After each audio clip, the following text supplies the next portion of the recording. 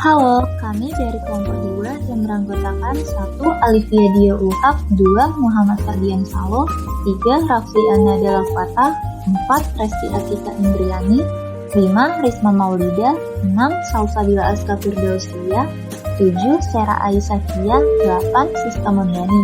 Kami dari jurusan Kimia Universitas Sriwijaya akan menjelaskan mengenai demokrasi di Indonesia. Pengertian demokrasi menurut para ahli. Yang pertama, Abraham Lincoln. Demokrasi adalah suatu pemerintahan yang berasal dari rakyat, oleh rakyat, dan untuk rakyat. Hal ini dapat dikatakan bahwa pemegang kekuasaan yang tertinggi dalam suatu sistem demokrasi yaitu ada di kuasa rakyat.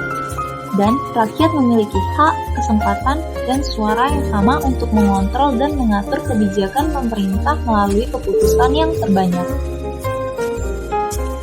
Yang kedua, pengertian demokrasi menurut Henry B. Mayo merupakan suatu kebijaksanaan umum yang ditetapkan atas dasar mayoritas oleh wakil-wakil yang diawasi secara efektif oleh rakyat dalam setiap pemilihan yang didasarkan atas prinsip kesamaan politik dan dilaksanakan dalam suasana dengan kebebasan politik. 3. Pengertian demokrasi menurut Muhammad Yamin merupakan suatu dasar pembentukan pemerintahan yang mana masyarakat berada di dalamnya dalam sebuah kekuasaan untuk mengatur dan memerintah serta dikendalikan secara sah oleh setiap seluruh warga negara. 4. Pengertian demokrasi menurut Carlos Costello merupakan sistem sosial dan politik pemerintahan diri dengan kekuasaan pemerintah yang dibatasi hukum dan kebiasaan untuk melindungi hak-hak perorangan warga negara.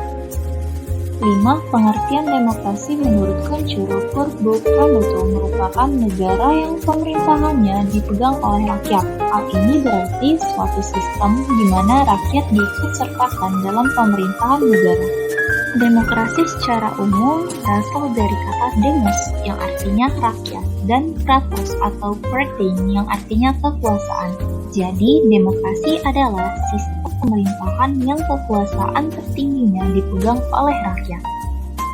Kita akan menggali sumber historis, sosiologis, dan politik tentang demokrasi yang bersumber dari Pancasila.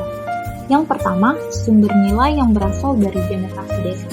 Mengenai adanya analisis demokrasi dalam tradisi desa digunakan dua macam analisis. Yang pertama, paham kedaulatan rakyat sebenarnya sudah tumbuh sejak lama di Nusantara, yakni di alam Minangkabau. Misalnya pada abad ke-14 sampai ke-15, kekuasaan raja dibatasi oleh ketundukannya pada keadilan dan kepatuhan. Yang kedua, tradisi demokrasi asli Nusantara tetap bertahan sekalipun di bawah kekuasaan feodalisme raja-raja Nusantara. Hal ini dikarenakan banyak tempat di Nusantara karena sebagai faktor produksi yang penting tidaklah dikuasai oleh raja, melainkan dimiliki bersama oleh masyarakat desa. Karena kepemilikan bersama tanah inilah, hasrat setiap orang untuk memanfaatkannya harus melalui persetujuan kaumnya. Yang kedua, sumber nilai yang berasal dari Islam. Nilai demokratis yang berasal dari Islam bersumber dari akar teologisnya. Inti dari keyakinan Islam adalah pengakuan pada ketuhanan yang Maha Esa. Dalam keyakinan ini, hanya Tuhanlah satu-satunya wujud yang pasti. Yang ketiga, sumber nilai yang berasal dari Barat. Masyarakat Barat mempunyai akar demokrasi yang panjang.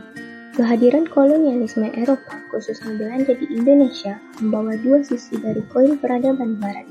Yang pertama, sisi represi imperialisme kapitalisme, dan yang kedua, sisi humanisme demokratis. Perkembangan sejarah demokrasi Indonesia sampai masa Orde Baru dibagi menjadi 4 masa. Yang pertama, masa demokrasi konstitusional. Yang kedua, masa demokrasi terpimpin. Yang ketiga, masa demokrasi Pancasila. Dan yang keempat, masa reformasi. Apa saja sih dinamika dan tantangan demokrasi? Sejak memasuki era reformasi, konsep demokrasi semakin nyata didengungkan. Hal ini terlihat dari kebebasan pers dan kebebasan berpendapat di kalangan masyarakat dalam mengkritik pemerintah.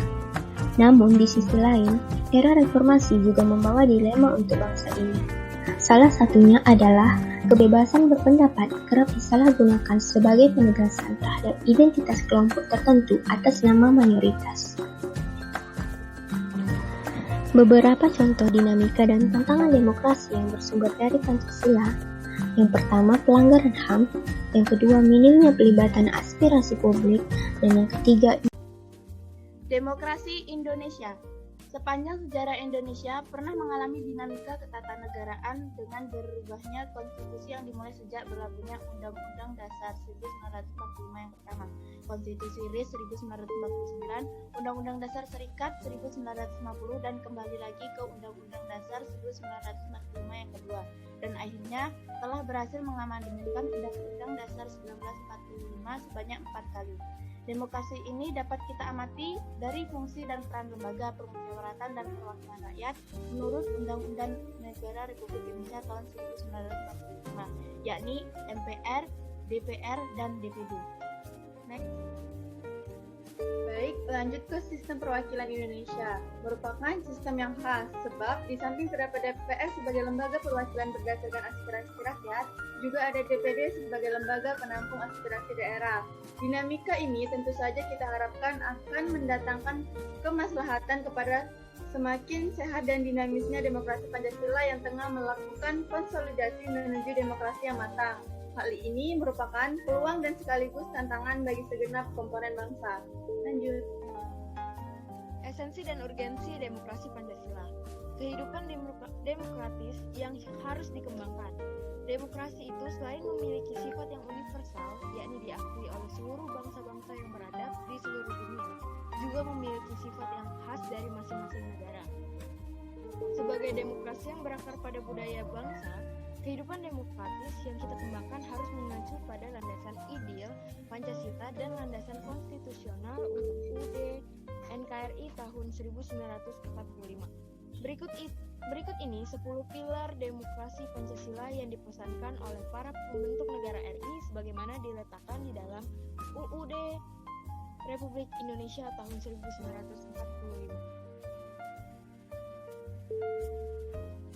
Selanjutnya adalah pilar-pilar demokrasi Pancasila dan esensinya.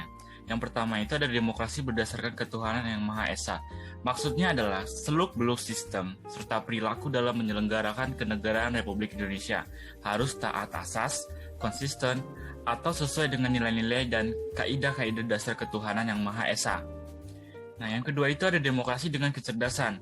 Maksudnya itu adalah mengatur dan menyelenggarakan demokrasi menurut Undang-Undang Dasar 1945 itu bukan dengan kekuatan naluri, kekuatan otot, ataupun kekuatan massa semata-mata. Pelaksanaan demokrasi itu justru lebih menuntut kecerdasan rohaniah, kecerdasan akhliyah, kecerdasan rasional, dan kecerdasan emosional. Halo semuanya, saya akan melanjutkan penjelasan tentang esensi dan urgensi demokrasi Pancasila.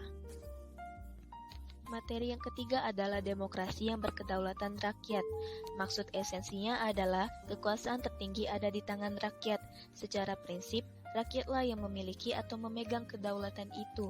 Dalam batas-batas tertentu, kedaulatan rakyat itu dipercayakan kepada wakil-wakil rakyat di MPR, DPR atau DPD, dan DPRD.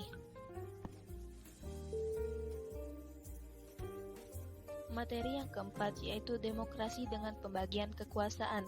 Maksud esensinya adalah demokrasi menurut UUD 1945 bukan saja mengakui kekuasaan negara RI yang tidak terbatas secara hukum, melainkan juga demokrasi itu dikuatkan dengan pembagian kekuasaan negara dan diserahkan kepada badan-badan negara yang bertanggung jawab.